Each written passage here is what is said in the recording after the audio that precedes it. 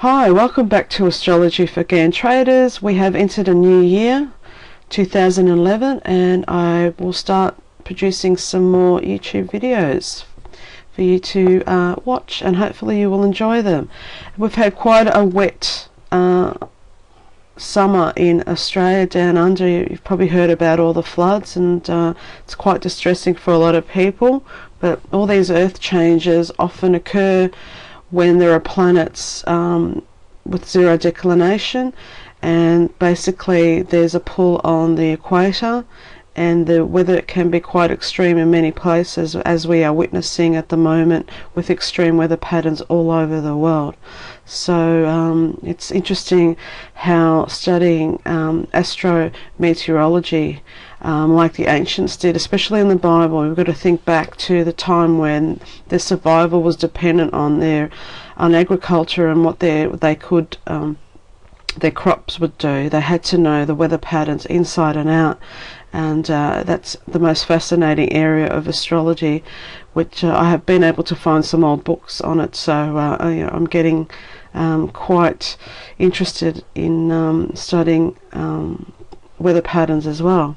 There's so many things you can do with astrology, it's endless. And it is, of course, the oldest and greatest science, as Gann always writes. So let's have a look at what I'm presenting today. It's very quick. Basically, it's some of the foundation of my lunar video, which is part of the intermediate course. And I've just got some extra facts in here, and I wrote a very small article about it as well. So let's have a look, and I've just called it Lunar Vibrations.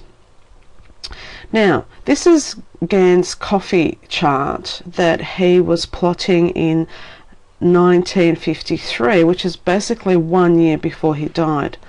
And the people say that Gann, towards the end of his life, was just using the moon to forecast the market. And you can have if you have a look here, it's got May coffee, and he has written moon signs on this chart. So he's telling you that he's using the moon.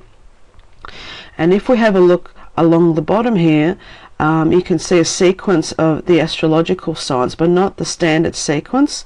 So you'd have to have a look closely at those. This is what I do every time I get a chart by Gann where I see any astrological symbols. I go into depth, and you can see the sequence is not exactly the standard sequence. So you have to explore that a little bit further, as I do in my DVD. And also here we can see the sign of Aries just on top of this high. So obviously he's plotting where the moon was when it reached that high, and so forth. So let's have a look at some observations about numbers and the number 13. Now, the number 13 has always been associated with the moon, as it travels an average of 13 degrees per day and orbits the Earth 13 times in 1 year. The radius of the moon is 1,080 miles compared to the Earth, which is 3,960 miles, and the ratio of that is 3 to 11. When you divide 3 into 11, the result is 0.2727, etc. The moon's sidereal cycle, that is, once it returns to a fixed point or star, Sidai, is 27.3 days. So you can see how the numbers are all related. Now, if you add the sum of the 13 digits, like 1 plus 2, etc., plus 3, you'll get 91. That is the number of days in a season. And 13 times 4 equals 52, the number of weeks in our year. The Mayan priests or astronomers designed megaliths like El Castillo in Mexico, which has 4 flights of stairs, 1, 2, 3, 4 on the other side, of 91 steps, and 4 sides of the pyramid, totaling to 364, plus the altar on the top, makes it 655 days exactly. So that is one huge sundial or moon dial, but it's a clock. And here we have a picture of a Hebrew calendar, and you can see all the months. Now, the ancient Hebrew and Vedic calendars were and also still lunar based. So we know that W.D. Gann travelled to India and also to Egypt, where he found the square of 9 and other divisional systems. Here is a quote from the Bible: "In my Father's house are many mansions. If it were not so, I would have told you. I go to prepare a place for you. That's John 14:12. So again tells you to read the Bible. The Bible is encoded with many astrological secrets. And understanding, I suppose, how it was coded is the first part, and getting to understand how the ancients hid their astrological clues is a very, well, it's a challenge. Once you start seeing how they disguise the planets, pretty much like Gann disguised the planets in Tunnel Through the Air, you start getting an understanding. So in the Vedic system, that's Hindu, there are 27 lunar mansions, or nakshatras they're called. Each day the moon enters a new mansion every 13.33333 continuous degrees. So that is 13 degrees and 20 minutes. And in one sidereal day we have 800 minutes, which is 13 times 6 plus 20. Divided by the total minutes in one day, which is 1,440, equals 1.8. Now you can see this number equals 18, 18 being the number of the moon. So the moon has number 13 and 18 allocated to it, depending on the divisions you're using. And here is one example of the lunar Vedic mansions in there. You can get quite a bit of information if you Google. Now, the esoteric part, how did they hide? How did the ancients and the Kabbalists and all the esoteric people or students, scholars, hide the knowledge?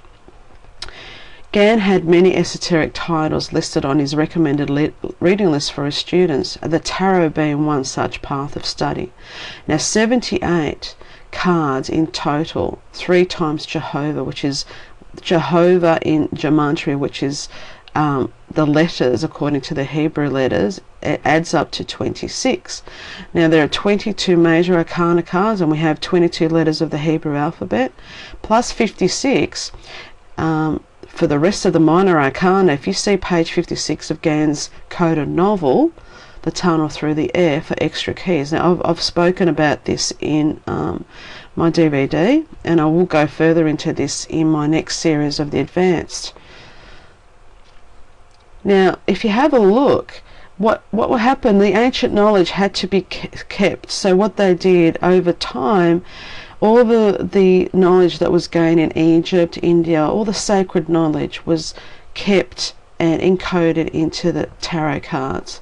Gann's got a book on his reading list called The Tarot of the Bohemians, and it's fantastic. If you can get your hands on it, you'll understand. And basically they say the gypsies kept the knowledge going around. They took it with them just by this playing card, similar to the chessboard, and a lot of games are actually encoded with this sacred knowledge. So let's have a look. I mean, you can have go into it. If you have a look at the moon and the sun in the tarot, have you ever looked at the numbers of these cards? You should see a clue to Gann's financial timetable, which I describe in depth in my DVD. The moon is actually at number 18 if we look up here. Oh, sorry, got to go back. And the sun is actually 19, and that never changes. Every deck is those numbers are always the same. So the moon is 18 and the sun is 19. So if you go back to the timetable, you understand what's going on. Now what I'm going to do here is a quick example of applying the lunar pyramid. I've constructed on using a Gann box, which is essentially a pyramid with 4 sides, on daily coffee. Study it carefully and you'll discover the underlying esoteric principles behind Gann's emblem and his seasons applicable to all cycles, like Ezekiel wrote, wheels within wheels. So this is what it looks like, my pyramid on coffee moon sign. So you can see I've plotted this coffee according to the moon signs, and I'll let you have a good look at it so you can see what it's all about and how that works. So we've got the moon in Capricorn, moon in Aries, moon in Cancer, moon in Libra, and moon in Capricorn again. And if you go back to Gann's coffee chart, you'll see what I'm doing. So thank you very much. Just a short presentation, Olga Morales, and for more information about my courses on DVD, seminars and conferences, please visit my website www.astrologyforganntraders.com.au.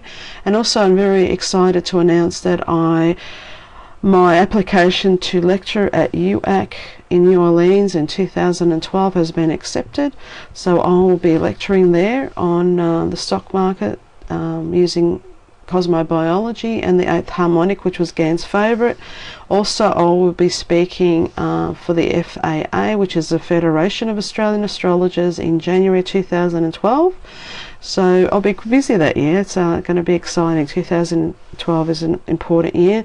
It's actually what my novel Eclipse of the Soul I wrote, culminating into 2012. So it's an important year, and we'll be having a total eclipse over Australia in November, exactly on my birthday. So it's an important year, and I look forward to, hopefully, if you can come to UAC. UAC is the United Astrologers Conference. It's probably one of the biggest that happens every 4 years, and I believe there will be over 150 international astrologers presenting there. So it should be an awesome and exciting conference. And of course, New Orleans, I haven't been there before, so I'm looking forward to it immensely. So anyway, just go to my website. I'm always